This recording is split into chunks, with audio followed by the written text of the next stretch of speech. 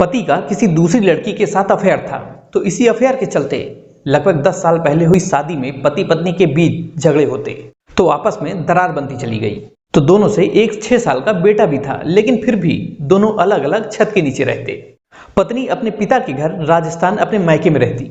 लगभग 3 साल तक पति घनश्याम कुमावत पत्नी मायाबेन कुमावत अलग रहे, लेकिन फिर पति घनश्याम अपने ससुराल गया और पत्नी मायाबेन को समझाकर अपने साथ अपने घर ले आया, जहां कुछ दिन तक तो ठीक था, लेकिन उसके बाद फिर दोनों के बीच आपस में मतभेद पैदा हो गया, जिसके बाद दोनों की आपस में लड़ाई फिर से शुरू हो गई।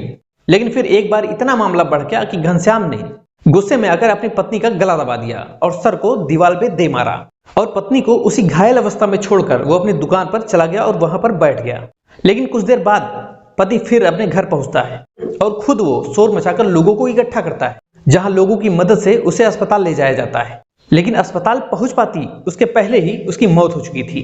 तो वहीं डॉक्टरों ने मायाबेन की हालत को देखते हुए पुलिस को इसकी सूचना दी और पुलिस भी मौके पर पहुंचती है और घनश्याम को अपनी गिरफ्त में लेती है और सख्ती से पूछताछ करती है।